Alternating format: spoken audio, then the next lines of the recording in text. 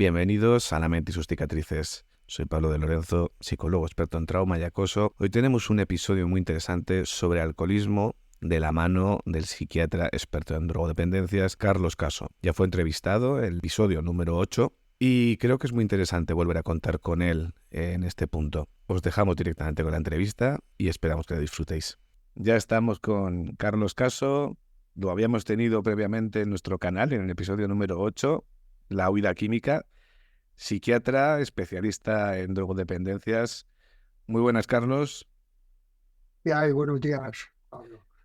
Bueno, antes que nada, recordarnos un poquito a los oyentes quién eres y para aquellas personas que no hayan escuchado el episodio previo, un poco una breve descripción de tu historia profesional para que sepan un poco quién Ya. eres.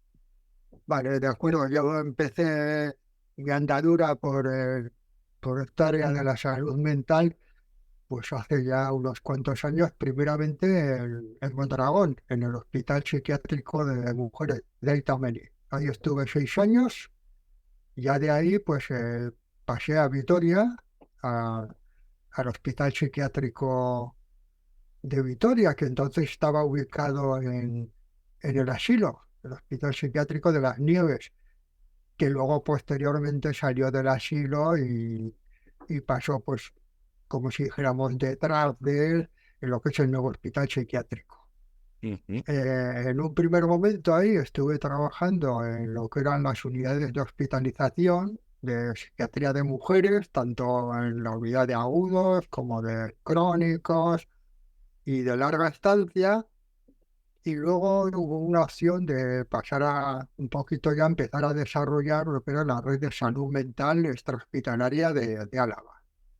Entonces, en ese momento ya pues pasé a la red de salud mental extrahospitalaria de Álava. Primero a un centro de salud mental, que era el de Gasteiz Oeste, también estuve en el de Gasteiz Sur, y ya hubo una propuesta para incorporarme al servicio de alcoholismo.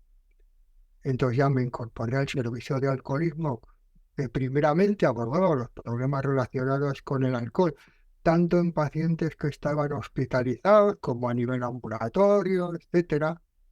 Ya luego se añadió el programa de ludopatías a este servicio, pasó a ser servicio de alcoholismo y ludopatías, y ya posteriormente, en el año 2013, ya pues el servicio de alcoholismo y ludopatías, por así decirlo, se juntó, por así decirlo, con otros servicios dedicados al tema de la drogodependencia, ¿eh?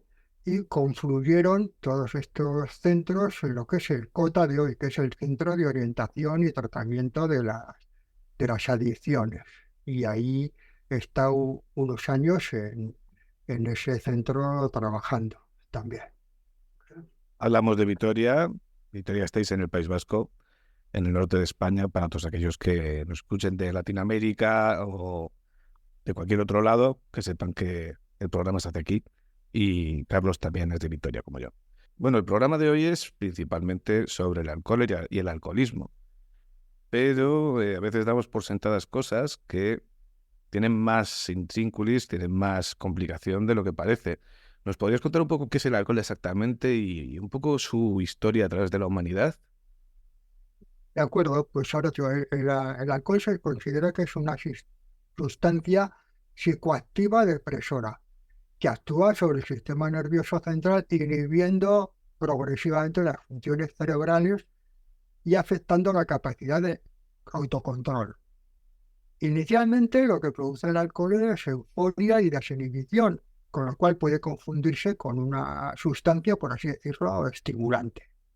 El principal componente de las bebidas alcohólicas es el alcohol o etanol o alcohol etílico, que es otra manera de denominarse, y que tiene diferente concentración o graduación dependiendo del proceso de elaboración. Las bebidas alcohólicas se pueden dividir, por así decirlo, entre las fermentadas, que ahí incluyen el vino o la cerveza, y que se obtienen de la fermentación de alimentos naturales, como la uva, cereales, frutos naturales, o bebidas alcohólicas destiladas, que serían los licores de alta graduación, que ahí ya se producen por destilación de productos fermentados, por maceración en alcohol etílico o para adición de aromas naturales. La historia del alcohol, pues arranca de hace muchísimo tiempo. Ya hay evidencias de bebidas alcohólicas en Egipto y en China en el año 7000 antes de Cristo. El cultivo de la vid para la elaboración de vinos se atribuyó a los habitantes de la región de Armenia alrededor del año 6000 antes de Cristo. Y ya viniendo hacia adelante, en la pirámide de Sácara se encuentra un texto datado en el año 4000 antes de Cristo en el que se cita la cerveza, a la cual le añadían jarabe de dátiles para reforzarla y casia para su mejor conservación. Los egipcios tomaban la cerveza en todas las ocasiones, se consideraba la bebida nacional, De de tal Egipto. manera que estaba estipulado en Egipto, Sí. que estaba estipulado que los escolares tenían que llevar a la escuela 3 panes de trigo y 2 jarras de cerveza. En cambio, el vino era utilizado en Egipto también por las clases sociales acomodadas, la corte del faraón y en los cultos sagrados. Ya luego tenemos en la India, había una bebida del sura que la obtenían a partir del arroz, y eso ya se situó en el año 3000, 2000 antes de Cristo. Y ya hablando más concretamente del vino, 3000 años antes de Cristo, ya los griegos primeramente y luego los romanos empezaron a practicar el cultivo, la recolección de la vid y su transformación en vino. Los griegos solían beber el vino diluido, es decir, con agua, porque a las 5 partes de agua pues añadían 2 partes de vino. Y en Roma se bebía pues tanto en los banquetes de la nobleza como en las tabernas o termopolias. Los romanos llevaron el vino en su expansión y lo fueron extendiendo por toda Europa. Los celtas, habitantes de las Galias, inventaron el tonel y eso supuso que superaran en calidad del vino y también en extensión del mismo a los romanos, lo cual llevó al emperador Domiciano a prohibir plantar más viñedos en aquel territorio y mandó destruir la mitad de lo que había y prohibir plantar más, porque había que proteger a los comerciantes de vino romanos. Ya los árabes, el año 800 después de Cristo, son los que descubrieron la destilación del vino. Tenían bebidas de más alta graduación o contenido de alcohol. Hay que tener en cuenta que, por ejemplo, la palabra alcohol como tal comenzó a utilizarse en el siglo XVI, ya que hasta entonces se llamaba el aqua vitae, Aqua el Vitae. agua de la vida. Sí, el aqua vitae, agua de la vida. En el siglo XIX, los holandeses fueron los comerciantes de alcohol más importantes, ya que mejoraron las técnicas de producción, de conservación y de transporte. Inventaron la ginebra, que tuvo gran aceptación en Gran Bretaña en un primer momento, algo se ha extendido más. Es lo que te puedo decir un poquito de la historia así de... Oye, y un poco más a nivel ya técnico, neurológico, ¿cómo nos provoca los efectos que nos genera y qué busca la persona en la sustancia? Los efectos se sabe que van en función del nivel de alcohol en sangre. A la euforia inicial, pues sigue la desinhibición, luego vienen los mareos, la somnolencia, la confusión, las ilusiones, que es ver doble, ilusiones ópticas, sería como ver doble o que todo se mueve, la disminución de los reflejos, ya con concentraciones más altas se ralentizan los movimientos y se impiden la correcta coordinación de los miembros. Estos efectos están mediados a nivel central del sistema nervioso central. Primero, hay como 3 vías principales, donde actúa el alcohol. Una es la neurotransmisión inhibitoria, que es el sistema GABAérgico, y ahí lo que produce es una activación de esta neurotransmisión inhibitoria, de ahí el efecto depresor del alcohol. Y ahí tenemos el GABA, que es el receptor. Luego también producen una inhibición de la neurotransmisión activadora, que es la vía glutamatérgica, y ahí tenemos el glutamato, y ya luego la tercera ya es una activación del sistema dopaminérgico mesolímbico. Esas son fundamentalmente las 3 vías. Claro, entiendo que por un lado te aumenta la capacidad del cuerpo para disminuir las funciones, o sea, relajar, disminuye la capacidad para activar Y encima la dopamina Entonces, genera sensación de recompensa, por decirlo así. efectivamente, es así. Yo siempre he visto la forma de funcionar del alcohol como como si el cerebro fuera una esponja que se va inundando o encharcando desde fuera hasta cada vez más profundo. ¿Es realista esa visión o es un poco imaginación mía? No, vamos a ver, el alcohol lo que sí da lugar a que se produzcan los fenómenos de neuroadaptación de nuestro cerebro, ¿me entiendes? De estas vías. Entonces, bueno, eso sería un poco el efecto agudo del alcohol. ¿Qué Luego, busca la persona con el alcohol? Pues, bueno, fundamentalmente los efectos psicoactivos iniciales, ¿no? La euforia, la desinhibición fundamentalmente, ¿no? La interacción social.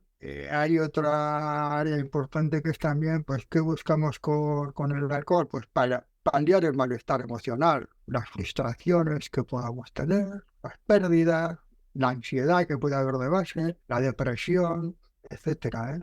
A ese nivel. o sea, digamos que el alcohol es como uno de los ansiolíticos más antiguos que existen, por decirlo así. Sí, sí, sí, desde luego. Pero Es una un poco forma vasto. de automedicación natural, por así decirlo, ¿no? Pero sí, sí, bueno, muchas veces se utiliza eso para disminuir el nivel de ansiedad y de angustia que podamos tener, ¿no? Es una forma de aplacar ese malestar que tenemos. Había oído que, según la zona geográfica del mundo, se bebe de una manera o de otra. Incluso tiene nombres distintos. No sé si nos puedes explicar un poco sobre esto. Ahora yo lo que más así se pueda conocer dentro de Europa mismo, por ejemplo, hay como dos maneras o dos formas distintas de beber o de usar la bebida, ¿no? Tenemos la manera mediterránea, por así decirlo, que está caracterizada por el consumo diario, que suele estar relacionado bien con la dieta o con la interacción social, el chiquiteo de aquí. Y luego tenemos la manera centroeuropea o anglosajona, en el cual el consumo es abusivo, es mucho más alto que la manera mediterránea, y no es a diario, es decir, se puede decir que lo que no beben día a día como aquí, pues ellos lo beben de golpe, ¿no? Se dan un atracón de bebida, pues un día a la semana, 2 días a la semana, ¿eh? Son Sí. distintas maneras de beber.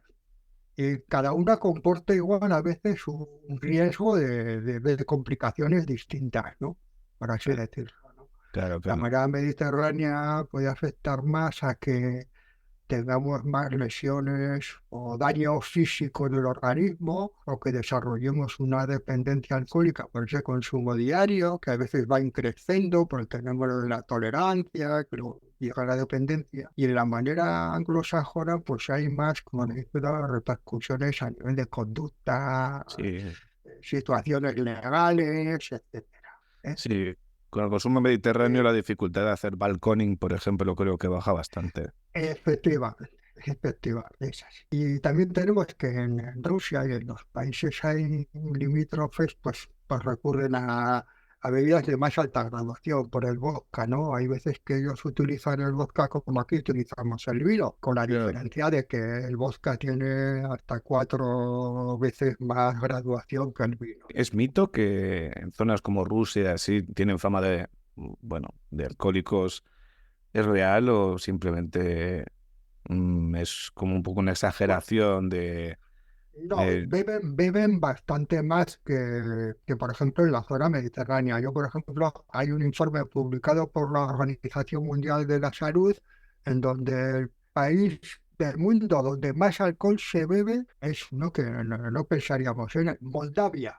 en Moldavia, que es Moldavia? una antigua república soviética que está localizada en el suroeste europeo, donde el consumo per cápita es de 18,22 litros por persona al año, y que lo toman en forma de vino, sobre todo, o de bebidas alcohólicas, como ya hemos dicho, el vodka y licores de alta graduación. Esta cifra triplica la media mundial, que es de 6 litros, vamos a hablar así, 6 litros más o menos. Ya, Y hablamos la lista aquí. Hablamos de alcohol puro, ¿no? Sí, bueno, de alcohol puro, sí, al Claro, año, claro. Sí, ¿eh? sí. Luego, por ejemplo, o sea, reconvertimos los litros tal y lo traducimos al alcohol puro, ¿eh? Para, para hacernos una idea. En la lista de los más bebedores, y ahí te voy a ir diciendo nacionalidades para que te hagas una idea, después de los moldavos, pues están los checos, luego los húngaros, después los ucranianos, los rusos, los estonios, los rumanos, los eslovenos y los bielorrusos. Estos, por así decirlo, la cantidad de litros de alcohol al año está entre 15 y 16 litros y medio. O sea, están por debajo de los 18 litros de los moldavos, pero muy por encima. Por ejemplo, en España el consumo medio se considera que es sobre 11 litros de alcohol al año por persona. En Francia está un poco por encima nuestro, está por encima nuestro. Es 13,5 litros de alcohol al año por persona. En el Reino Unido 13 y poco. Y en Alemania 12, casi llegando a 13. Para que te hagas una idea de cómo estaríamos, por así decirlo, en este ranking de consumo de alcohol, de litros de alcohol al año. Bueno, yo había oído siempre que está el bebedor ocasional, el bebedor social. Bueno, la pregunta que te quiero hacer es, ¿cuándo el alcohol, el consumo de alcohol, se convierte en un problema? Hay una manera muy clásica de definirlo que es que cuando en vez de beber alcohol por placer, por así decirlo, por divertimento, se pasa a beber por necesidad, porque lo necesitamos. Cuando se pierde la libertad para abstenerse del mismo y vamos sustituyendo actividades que realizamos en el día a día por la bebida. Dedicamos más tiempo a la bebida que a otras ocupaciones, ¿no? O a veces estas actividades no podemos realizarlas porque estamos bajo los efectos del alcohol, o cuando también pues, nos afecta tanto la salud física como psíquica y desoímos las indicaciones, señalizaciones que nos llegan del entorno. Y el entorno puede ser la familia, en el trabajo, el médico, etcétera, sobre los efectos perjudiciales del consumo excesivo, abusivo del alcohol. Este consumo abusivo del alcohol, según la Asociación Psiquiátrica Americana, la APA, y voy a decir un poco resumiéndolo, es- supone la presencia de una o más de las siguientes condiciones en algún momento a lo largo de 12 meses, ¿eh? Y te relato un poquito las siguientes condiciones. Son consumo de alcohol dejando de lado tareas obligatorias, sería el primero.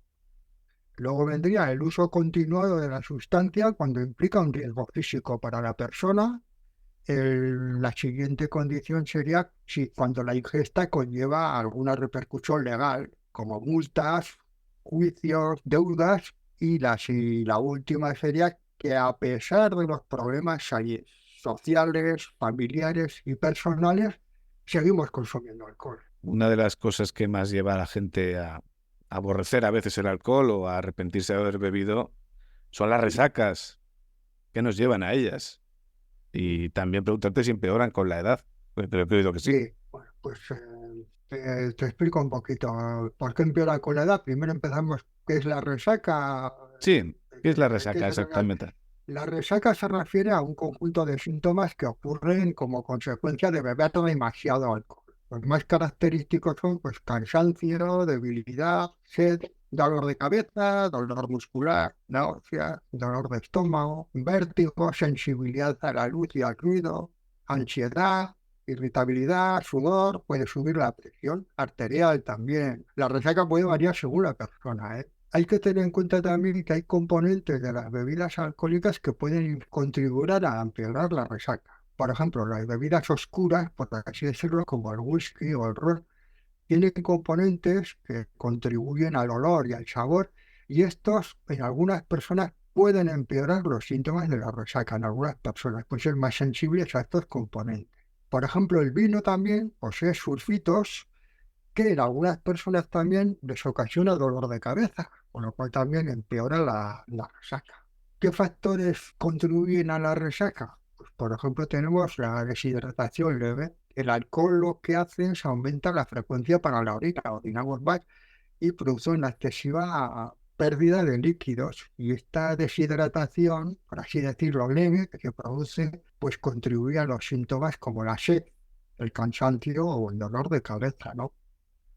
También en la resaca hay una alteración del sueño, porque si no, se duerme antes, ¿no? Ya, o se duerme más rápido, pero luego el sueño está muy fragmentado, ¿eh? Es como a cachos. Y eso que hace que ese sueño no sea reparador, no es un sueño reparador, y entonces influye también en el funcionamiento de la persona. Con otros factores, la irritación gastrointestinal, el alcohol irrita directamente la pared del estómago y aumenta la liberación de ácido gástrico, lo cual puede provocar la náusea y el malestar de estómago. Otro factor es la inflamación. El alcohol aumenta la inflamación del cuerpo, lo cual contribuye a ese malestar general, ¿eh? Pero las personas se sienten como enfermas a ese nivel. También tenemos la exposición al acetaldehído. Es decir, en el metabolismo del alcohol se genera un compuesto que es el acetaldehído, que es un subproducto tóxico que afortunadamente es de corta duración, porque luego pasa a otro componente. Y este contribuye a la inflamación del hígado, del páncreas, cerebro, del tracto gastrointestinal y otros órganos. Es un subproducto muy tóxico. Las resacas pueden ser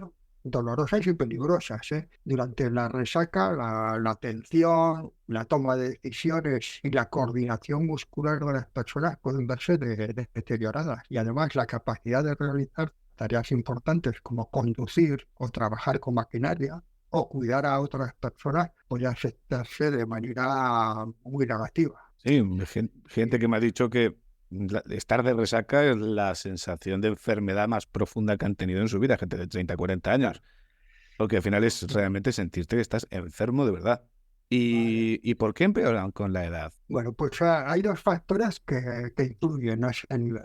El primero es que el alcohol se metaboliza por una enzima que se llama alcohol deshidrogenasa, que está fundamentalmente en el aparato digestivo, sobre todo en el estómago. Y a más edad hay menos capacidad metabólica, hay menos enzima disponible y entonces, ¿qué pasa? Pues que el alcohol perdura más en sangre y en mayor cantidad. Entonces eso influye negativamente. Otro factor de por qué empeora con la edad está relacionado con la pérdida de agua del organismo. Es decir, en el organismo tenemos un tanto por ciento de agua corporal y el alcohol se diluye en agua. Entonces, cuando nacemos, se considera que el porcentaje de agua es de alrededor del 75%. Y este va disminuyendo con la edad y llega a ser entre un 40 y un 60% aproximadamente en el caso de las mujeres y un 45 al 65% en los hombres. Entonces, ¿qué pasa? Al haber menos agua, con la edad vamos teniendo menos agua corporal, el alcohol, por así decirlo, que se diluye ahí, la concentración es mayor y la resultante es que nos hace más efecto. Se coge más concentración al haber menos agua corporal y también la enzima, el alcohol deshidrogenasa, pues está a menos actividad conforme el organismo pues va cumpliendo años, por así decirlo. Muy interesante. La verdad que siempre me había preguntado, pero nunca había tenido respuesta a esto. Y respecto ya cuando se convierte en un problema, ¿qué ocurre en el organismo y en el cerebro del consumidor crónico? Como te había comentado antes, el alcohol y con el día a día y con el uso continuado produce cambios neuroadaptativos que nos llevan a la tolerancia. ¿Y qué pasa? Pues el alcohol aumenta el número de receptores para el glutamato, es decir, aumenta o activa la neurotransmisión excitatoria o activadora, por un lado, y desensibiliza la respuesta y el número de receptores GABA. Es decir, se puede decir que fortalece un sistema de neurotransmisión, el glutamatérgico, y debilita, por así decirlo, el sistema de neurotransmisión inhibitoria, el GABAérgico. ¿Eh? Esto que puede dar lugar también pues, al cuadro de abstinencia, de alcohol, ¿eh?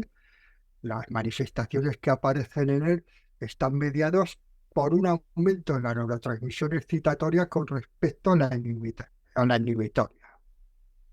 Y luego estaría, por otro lado, que el deseo de reiniciar el consumo de alcohol, ¿no? El deseo de retomar la bebida, con los anglosajones llaman el craving, ¿no? El ansia de beber. Ahí sí que está involucrado el sistema dopaminérgico mesolímbico y está ligado a una reducción en su actividad. O sea que hay esos tres, por así decirlo, sistemas también con el uso continuado se afectan y de esa manera. La Vale. la hiperexcitabilidad del sistema, pues puede influir, que da lugar al síndrome de abstinencia, también puede contribuir al daño cerebral que causa el alcohol, a ese nivel. Sí, Y porque la toxicidad al... Dime, dime. había demencias que ocurren Sí, por el sí, consumo de sí, alcohol, por ¿no? supuesto, sí, ahora los pondré más, si te parece más, ahora de seguido, porque Sí, vamos a sí, hablar de sí. qué pasa, qué problemas de salud nos causa el consumo excesivo de alcohol, ¿no? Y se considera que el alcohol es un factor causal de más de 200 enfermedades y trastornos, ¿eh? Ah, sí. Y que algunos de estos trastornos se pueden desarrollar sin que tengamos una dependencia alcohólica, ¿eh? Podemos tener un consumo abusivo de alcohol, como el que he citado antes, por los criterios de la APA, pero sin llegar a tener una dependencia alcohólica, ¿eh? La OMS considera que hay como unos 3 millones de fallecimientos al año en todo el mundo son debidos al alcohol. Y de ellos la tercera parte, 1 millón de fallecimientos en Europa. Y de estos fallecimientos el 75% son varones. En España se considera que el consumo de alcohol etílico, vamos, de etanol o de alcohol, causa unas 100.000 muertes al año, 100.000 muertes.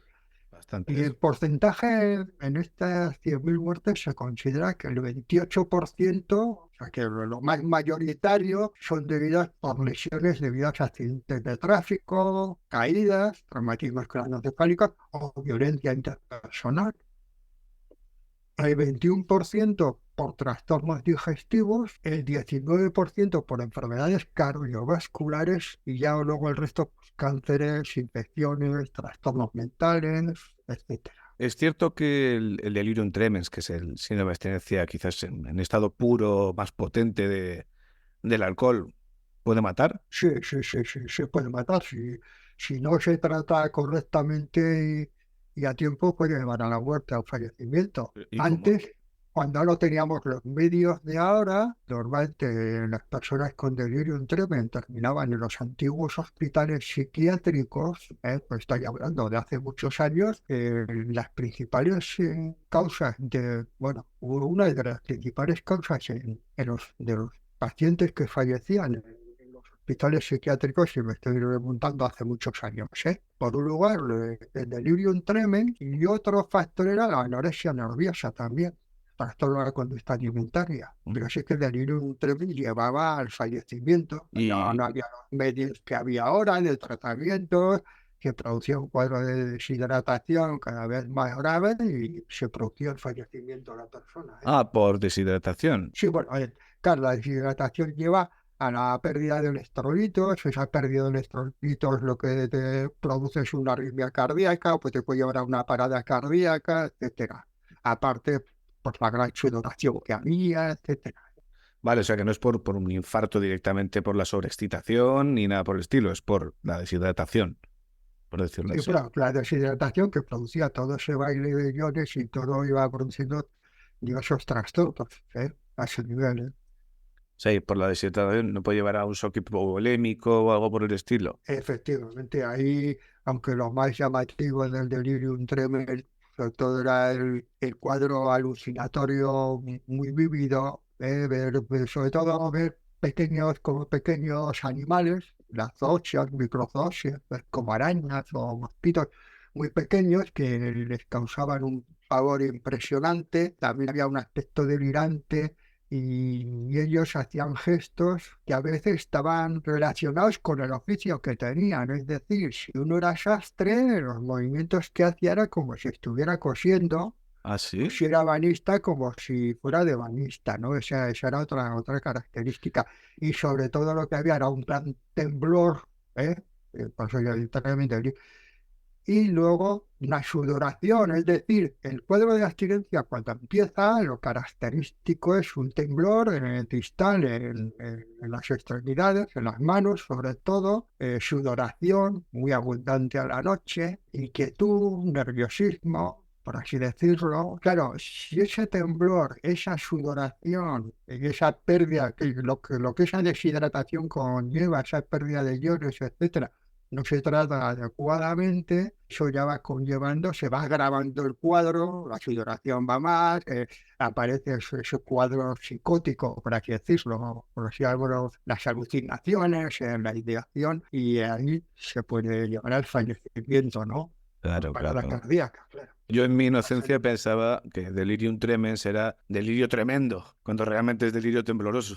Y no, es un delirio, lo característico es el temblor, pero es que va intensificando, intensificando, intensificando, y si no se trata adecuadamente, pues en unos días llega el fallecimiento de la persona. Hoy en día, bueno, pues bien en un ingreso o bien con tratamiento ambulatorio y con los fármacos adecuados, pues se neutralizan esas manifestaciones y no va a más, afortunadamente. Nada de eso, yo te digo, yo pensaba que es que delirium tremens era delirio tremendo, delirio magnífico, el más bestia, ¿no? Y es delirio tembloroso.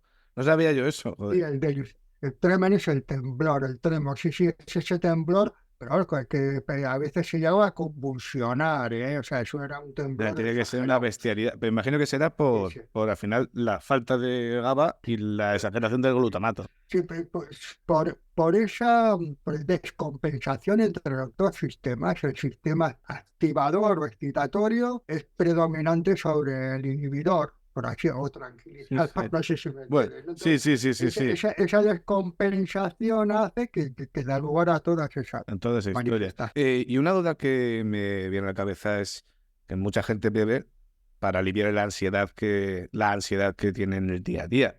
Pero claro, beber provoca ansiedad realmente en el consumidor abusivo, más aún de la que tendría si no bebiese. Vamos a ver, sí, por un lado está la ansiedad por beber alcohol o el deseo de beber, pues lo que se denomina craving, ¿no? Porque el organismo necesita alcohol por esos mecanismos de neuroadaptación y lo echan falta. Y luego está también el que el mismo alcohol en sí, por su efecto depresor, también produce ansiedad, por así decirlo, ¿no? Si tenemos una ansiedad de base por el tema que sea, ¿no? Por un trastorno de ansiedad o por un estado ansioso depresivo, el alcohol, que a veces se recurre a él como un alivio, de un resultado tanto engañoso, porque luego ese alivio es efímero, por así decirlo, a medio plazo lo que agrava es el tema de la ansiedad, la reagudiza, por así decirlo. Y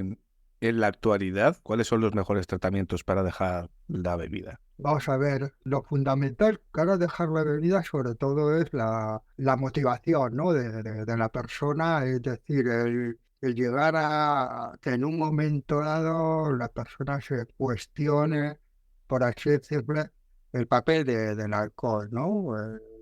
¿Por qué usa el alcohol? O los efectos negativos, ¿no? Que sea capaz de ver todo aquello negativo que tiene el alcohol, porque a veces es como si tuviéramos ahí una venda en los ojos y no vemos o no queremos ver o pasamos pues de todas las repercusiones negativas que hay, tanto a nivel de nuestra salud física, porque no será la primera, la segunda o la tercera vez que el médico de cabecera o de atención primaria o el especialista diga, oye, que esto está relacionado con esto y le dé sus consejos o sus indicaciones y las desoye a nivel de su salud psicológica, a nivel de su salud familiar, problemas en la relación de pareja, o problemas con los hijos, las hijas, a nivel laboral también, las bajas, las ausencias, el menor rendimiento, etcétera, ¿no? Entonces, hasta que la persona no hace insight ahí y no ve todo aquello que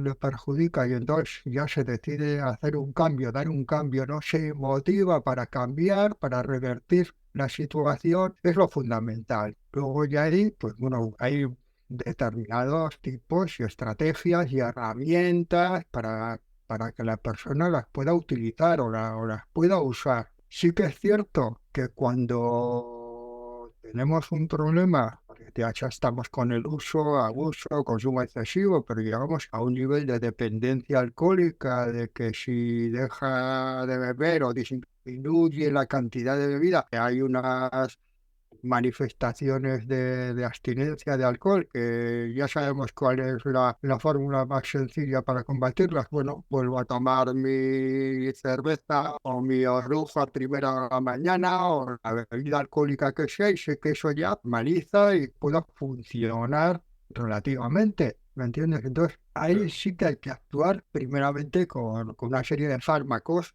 para neutralizar esas manifestaciones y posibilitar que podamos hacer nuestra vida sin recurrir al alcohol. ¿Me entiendes? O sea, ahí cortar ese ligazón biológico, por así decirlo. Otra cuestión ya es la ligazón psicológica que podamos tener con el alcohol, la dependencia psicológica, o bien también el trastorno base que puede haber debajo, ¿no? Un problema de ansiedad, de depresión, o un trastorno psicótico a veces, o un trastorno de personalidad, etcétera, que también requiere de un tratamiento específico a ese nivel. Es decir, ahí entramos en lo que hoy en día se considera la patología dual, ¿no? La patología dual es la coexistencia de un trastorno mental con un trastorno adictivo que pueden estar de manera simultánea los dos o bien darse a lo largo de la vida en la misma persona, ¿no? Y entonces hay que hacer una actuación tanto sobre el alcohol en este caso y sobre el otro trastorno mental.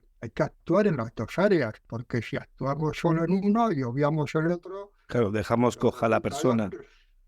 efectivamente, ¿me entiendes? Sí, sí, sí. Ya luego hay, pues dentro de las herramientas que tenemos la psicoterapia, que ya puede ser individual, grupal, sistémico, o tratamientos más intensivos, depende de la gravedad del trastorno, porque hay trastornos que podemos decir que son leves, moderados, graves, muy graves. Ahí hay que hacer una valoración individual y muy cuidadosa y ver qué tipo de herramientas o de actuaciones le pueden ir mejor en ese momento, ¿no? Y tenemos desde la hospitalización a tiempo completo en un hospital o hospitalización a tiempo parcial, que sería en un hospital de día, pues la persona va ahí y está unas horas, hace una serie de terapias, de actuaciones encaminadas a aprender, porque ahí ya estaríamos en la fase de deshabituación, a aprender a vivir sin alcohol.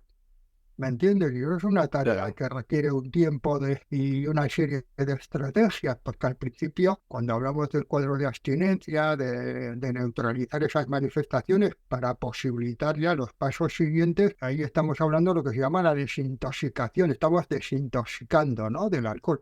Pero luego viene la deshabituación, que es todo el tratamiento posterior. Claro, luego es la vida, sí. Efectivamente, hay que cómo nos manejamos en el día a día sin el alcohol. Había oído hablar de lo que antes lo que llaman interdictores, el antabús, el colme, que no sé si se sigue usando, que tenían bastante buen efecto siempre que haya buena motivación. ¿Nos puedes hablar un poco de qué son, para que sepa la gente? Vamos a ver, los fármacos interdictores ahora a nivel de lo que sería un interdictor solo se dispone del antabús, porque el colme ya se dejó de comercializar y en España no está en las farmacias el colme, lo que sí está es el antabús. El antabús lo que hace es un bloqueo en ese proceso de metabolización del alcohol, inhibe esa metabolización y entonces, ¿qué pasa? Si bebemos alcohol, se puede decir que esos productos tóxicos de los que he hablado, el acetaldehído, etcétera, que tan molestos y tan irritativos son para el organismo, permanecen más tiempo en sangre, se ralentiza ese metabolismo. Entonces, si uno bebe alcohol, como eso hemos ralentizado el metabolismo de ese subproducto tóxico, da una serie de reacciones muy desagradables. Pues, enrojecimiento facial, palpitaciones, el corazón va más deprisa, la persona lo pasa francamente mal. Es decir, Claro. cuando se usa un interdictor, no es para que se produzca esa reacción, sino todo lo contrario, para Para que no ayudarle a quiera que no se beber. produzca. Claro. Exacto, para que no se produzca esa reacción y para reafirmarse en su conducta de beber y además se utilizan, por así decirlo, cuando hay una muy buena motivación de la persona, porque si no, Bueno, yo he la oído, persona es un riesgo alto de que va a beber no le vas a exponer al riesgo ese de esa toma de medicación. Yo he oído Pues gente de centros de desintoxicación que bebían, incluso tomando el antabús, que debía ser eso la cosa más desagradable del mundo, porque por lo que he oído es como que te detona directamente una resaca horripilante, por claro, decirlo de claro. alguna Mira, manera. hay una anécdota con el tema de Ontaús que, claro, tú ahí se crea una especie de reflejo condicionado. Eso pasó en un hospital aquí de la comunidad. Recuerdo que pues un psiquiatra, pues entonces hubo una época, ya eso ya hace años, que se hacían sesiones, por así decirlo, en plan conductista, la toma del interdictor y luego el paciente bebía Bebía, al cabo de un tiempo pero la bebida que venía a utilizar realmente para provocado. crear, sí, provocar un condicionamiento negativo hacia esa bebida. Eso ya tengo que hacer. Yo sé, eso ya no quiere que La yo ética, sepa. la No ética se ya, hace esto.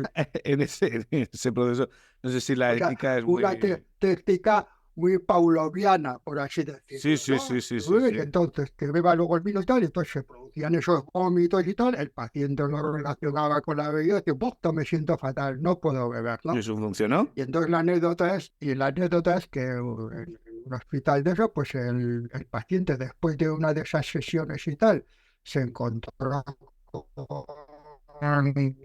pues con el médico en la cafetería del hospital y nada más verle al médico empezó con las reacciones a vómitos y tal, ¿no? O sea que también condicionó a la figura Sí, del sí. médico Pues sí, con esa me reacción, ¿no? recuerda a la La película... asoció, por así decirlo. Sí, sí, me recuerda a la película Naranja Mecánica, que tiene un puntito en la parte final con estos condicionamientos. Y luego había otra medicación, si no recuerdo mal, que era para alcoholismos leve moderados, que era una medicación que reducía el deseo de consumo tras la primera copa o algo así, no me acuerdo cómo se llamaba. ¿Recuerdas? Sí, sí, sí, ahí está el Antasone. Sí, sí, es Ahí, el... desde hace unos años salieron una serie de medicaciones que lo que hacen es antagonizan unos receptores opiáceos en concreto, y eso lo que conlleva es que disminuya el ansia por beber o la apetencia por beber, los bloquea. Y Sí, entonces efectivamente, hay cuadros que pueden ser de ayuda, ¿no? Porque muchas veces lo que no tenemos, que pues la ansia por beber o las ganas de beber, entonces sí que tenemos una serie de fármacos ahora que actúan a ese nivel, ¿no? Concretamente, ¿eh? En lo que sería el bloquear los receptores muy capa opioides que tenemos a nivel cerebral, por así decirlo, ¿eh? ujú. Sí, bueno, existen un montón de fármacos, pero obviamente, como tú comentabas, la motivación, sin motivación es imposible. Luego ya la Luego también última... Sí, dime, perdón. Luego también, aparte del hospital de día, tenemos también con tratamiento en comunidad terapéutica más intensivos, donde la persona está ahí una temporada y lo mismo, pues está trabajando cara a esa deshabituación, ¿no? Aprender a vivir sin el alcohol. Luego también tenemos los recursos de Alcohólicos Anónimos, de Al-Anon, que son más familiares de pacientes. Hay otro recurso que es Alcohólicos 24 horas, que ahí ya se puede decir que van acompañando a la persona con un problema grave de alcohol las 24 horas del día. Incluso Ah, duermen en un espacio, viven ahí, comen, etcétera, realizan labores. por recursos no será que falten, está claro. Sí, sí que lo que pasa es que lo fundamental siempre, si no hay motivación, si uno no sale de esa especie de burbuja en la que está metido por el alcohol y no se pincha por algún tema, el que sea, por indicación de la familia, o que él verdaderamente ve que, bueno, pues que esa conducta autodestructiva, porque es una conducta autodestructiva, ¿no? De la adicción al alcohol o el consumo abusivo de alcohol. Una de las últimas preguntas que te quiero hacer ya sería directamente si se puede, tras un alcoholismo severo en el que la persona la pasa muy mal, incluso con delirium tremens, hay precedentes de gente que reestructura su vida, tiene una vida larga, tiene una vida incluso feliz, sin, sin recaer y sin sufrir una constante tentación absoluta, o sea, no que su vida no se convierte en una prueba de resistencia, sino que se acostumbra a no beber. ¿Es posible esto? ¿Existe esta esperanza para que estas personas que sufran? Obviamente no hablo de me tomo una cervecita y ya está, sino obviamente una abstinencia completa, pero se puede recuperar una vida feliz tras un alcoholismo severo, ¿no? Sí, sí se puede recuperar, ¿eh? Vamos, hay personas que efectivamente después de una etapa negra o de estar ahí en esas tinieblas consiguen reconducir su vida y desarrollar una vida a nivel laboral, familiar, normalizada. Pero siempre hay que tener en cuenta que es una enfermedad crónica y que, bueno, que no se puede, por decir, puramente bajar la guardia. Siempre hay que ser consciente del peligro o del riesgo altísimo que puede suponer el retomar el consumo de alcohol, ¿eh? Y es una premisa que es el alcohol, pues se puede decir que es como el diabético que sabe que no puede tomar azúcar, Sí, claro, que claro. eso le va a descompensar, etcétera. Pues lo mismo, pues ahí sabe que en su dieta, en esta dieta mediterránea que tanto preconizamos, pues que el vino, el alcohol no puede formar parte de ella. Puede formar parte de la carne, el pescado, la verdura, Pero etcétera, eso, claro, pero el alcohol no. El claro. alcohol no. Hay personas que se Sí. recuperan perfectamente, ¿eh? Otras no, depende, ¿eh? Pero sí que hay personas que se recuperan, pero claro, con una motivación muy alta, con un muy buen apoyo también familiar, Claro. etcétera, y Pero pueden hacer habrá y hacer una factores, vida normalizada, ¿eh? habrá factores sociales Sí, de abandono, de soledad o lo que sea que empeoran todo, obviamente, está claro. claro, claro. Pero yo me Sí, imagino que sí, habrá sí, sí. gente que se tire 3, 4 meses, 5, 6 en los centros de desintoxicación y piense que puede volver como el desfumador que deja de fumar y vuelve a fumar y a la semana vuelve a fumar un paquete al día. O sea, no es progresivo como Claro. cuando empieza a beber. Sí, sí, sí. No, no, en Claro. poco tiempo te sumes otra vez en las cantidades de consumo abusivos, y Ujú. etcétera, etcétera. Pues muchísimas gracias, Carlos, por No, esta nueva intervención en el programa. Espero que gracias a ti por permitirme, bueno, participar ahí. Bueno, no faltaría más. Sí, eh, es una maravilla hablar contigo. Pues te deseo buen día vale, gracias, Pablo, igualmente. ¿Vale? y que vaya bien. Espero verte pronto. Y hasta aquí llega el episodio de hoy.